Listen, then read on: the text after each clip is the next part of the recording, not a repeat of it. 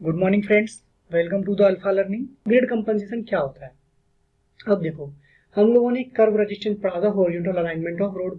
Curve resistance में basically क्या हो रहा था कि जब व्हीकल मेरा हॉरिजॉन्टल कर्व के अलोंग नेगोशिएट कर रहा था, तो जितना उसने ट्रैक्टिव फोर्स इम्पार्ट किया था, मेरा रियर व्हील ड्रिवन व्हीकल था, तो जितना ट्रैक्टिव फोर्स इम्पार्ट किया था उतना नहीं लगा था, क्योंकि उसकी डायरेक्शन थोड़ी चेंज हो गई थी।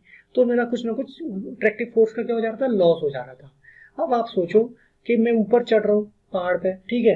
तो एक तो मेरा ग्रेविटी फोर्स नीचे लग रहा है, वो मेरे को रोकने की कोशिश कर रहा है।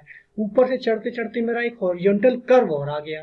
दोनों ने मिलके क्या हो जाएगा, मेरा और भी मेरा क्या हो जाएगा, बहुत ज्यादा मेरा लॉस हो जाएगा, व्हीकल एकदम चल ही नहीं पाएगा वहां पे। तो वहां पर आईआरसी क्या सजेस्ट करता है कि जब भी मतलब अप ग्रेडियंट, मतलब ग्रेडियंट एंड हॉरिजॉन्टल कर्व दोनों आपस में मिल जाते हैं, तो ऐसे केस में हम लोग क्या करेंगे कि अपना जो ग्रेडियंट की वैल्यू है वो थोड़ी सी कम कर देंगे, और जिस अमाउंट से कम करेंगे उसको हम लोग बोलते हैं ग्रेड कंपेंसेशन। और जो फाइनल ग्रेडियंट कम होने के बाद जो वैल्यू आती है उसको हम लोग बोलते हैं कंपनसेटेड ग्रेडियंट। क्लियर? तो यही होता है मेरा ग्रेड कंपनसेशन। कभी कभार इस पे क्या होता है, न्यूमेरिकल पूछ लिया जाता है। तो ये इसका न्यूमेरिकल बहुत इंपॉर्टेंट है, छोटा सा न्यूमेरिकल है लेकिन बहुत लॉजिकल न्यूमेरिकल होता है। बच्चे उसमें एक ना एक स्टेप भूल जाते हैं, क्योंकि 4 स्टेप का प्रोसीजर आपको उसमें फॉलो करना पड़ता है, ठीक है। तो ग्रेड कंपनसेशन का डेफिनेशन समझ में आ गया होगा। When a road has both horizontal curve भी है and gradient भी है together, then there will be increased resistance to tractive force। Tractive force का कमी हो गया है तो due to both horizontal curve and the gradient, ठीक है।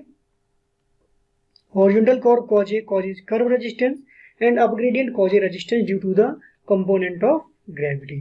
तो आईआरसी क्या सजेस्ट करता है कि ऐसे टाइम में हम लोग क्या करेंगे कि अपने ग्रेडियंट की वैल्यू को थोड़ा सा कम कर देंगे, और जिस अमाउंट से कम करेंगे उसको मैं क्या बोलूंगा, ग्रेड कंपनसेशन। और फाइनल ग्रेडियंट जो कम होने के बाद ग्रेडियंट आएगा उसको मैं बोल दूंगा कंपनसेटेड ग्रेडियंट, ठीक है।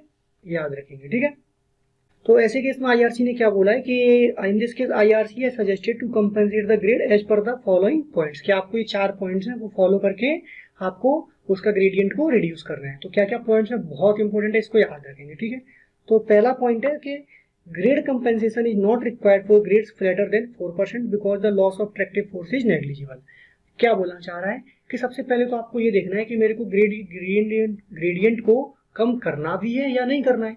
भले ही आपका ग्रेडियंट और हॉरिजॉन्टल कर्व दोनों एक साथ आ गए, लेकिन हो सकता है कि ग्रेडियंट की वैल्यू आपकी पहले से ही बहुत कम है, और इतनी कम है कि वो ट्रैक्टिव फोर्स का जिससे उसका लॉस हो रहा है वो बहुत कम हो रहा है, इतना ज्यादा वो इफेक्ट नहीं कर रहा है। तो आईआरसी ने बोला सबसे पहले आप देखिए कि आपका ग्रेडियंट कितना है। अगर वो 4% या 4% से कम है तो ऐसे केस में हम लोग क्या करेंगे, ग्रेड कंपनसेशन अप्लाई नहीं करेंगे, क्योंकि वहां पर ट्रैक्टिव फोर्स का जो लॉस होता है वो बहुत कम होता है। तो grade compensation is not required for grades flatter than 4% because the loss of tractive force is negligible। Clear?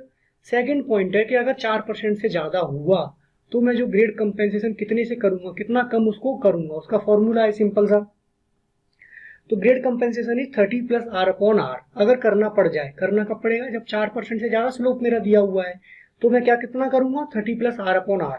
और आर की वैल्यू जो यहाँ पर रहती है वो रहती है मेरी मीटर्स में, और ये मेरा आ जाता है परसेंटेज में, ठीक है। अब आपने इसकी वैल्यू निकाल ली। नेक्स्ट पॉइंट बोलता है कि आप इसको चेक करो कि मैक्सिमम में कितना रिड्यूस कर सकता हूँ। सपोज दैट आपकी इससे वैल्यू आई 1%, कि आप 1% रिड्यूस कर सकते हो अपना, ठीक है।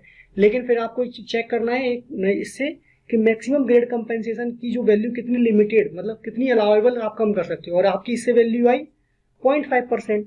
तो आप अब बच्चे क्या करते हैं, 1% कम कर देते हैं, लेकिन उसको मैक्सिमम वैल्यू कितना कम कर सकता है, मैक्सिमम ग्रेड कंपेंसेशन वो कितना कर सकता है, सिर्फ 0.5% कर सकता है। तो थर्ड पॉइंट भी चेक करना हमेशा जरूरी है। मैक्सिमम ग्रेड कंपेंसेशन कैसे निकालेंगे, अगेन 75 अपॉन आर परसेंटेज से। आर किस में रहेगा, मेरा मीटर में रहेगा। क्लियर? ये हो गया। अब क्या करोगे आप, इन दोनों में से जो मिनिमम होगा 2 और 3 पॉइंट से कैलकुलेट होकर जो मिनिमम होगा वो आप माइनस कर दोगे। तो आपका क्या हो जाएगा, कंपनसेटेड ग्रेडियंट आ जाएगा।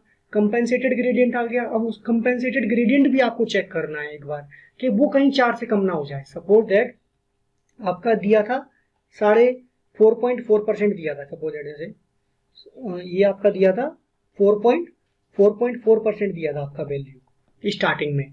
आपने कैलकुलेट किया, ये सेकंड पॉइंट से 1% आया, थर्ड पॉइंट से कैलकुलेट किया आपका 0.5% आया। आपने बोला कि 0.5 माइनस करते हैं, 0.5% माइनस किया, आपका आ गया 3.9% और आपने आंसर लगा दिया अपना 3.9। पक्का गारंटी है 3.9 दिया रहेगा मतलब ऑप्शंस में। लेकिन 4% से कम तो हम लोग कर ही नहीं सकते, क्योंकि 4% से ऊपर जब ग्रेड कंपनसेशन लगा नहीं रहे हैं तो रिड्यूस होके भी मेरा 4% से नीचे नहीं आना चाहिए, क्योंकि उसके नीचे तो अट्रैक्टिव फोर्स मेरा नेग्लिजिबल है, उतना तो मैं प्रोवाइड कर ही सकता हूँ। तो ये फोर्थ पॉइंट भी बहुत इंपॉर्टेंट है कि gradient need not to be reduced beyond the 4%। कि ऐसा नहीं कि आप ग्रेड कंपनसेशन लगाने के बाद जो कंपेंसेटेड ग्रेडियंट निकालोगे वो 4% से कम निकाल दोगे, 4% पर ही आपको उसको लिमिटेशन कर देना है। तो ये चारों के चारों पॉइंट्स याद रखने हैं, चारों के चारों हमेशा चेक करने पड़ते हैं एग्जाम में, तो उसी के अकॉर्डिंग हमारा न्यूमेरिकल सॉल्व होता है।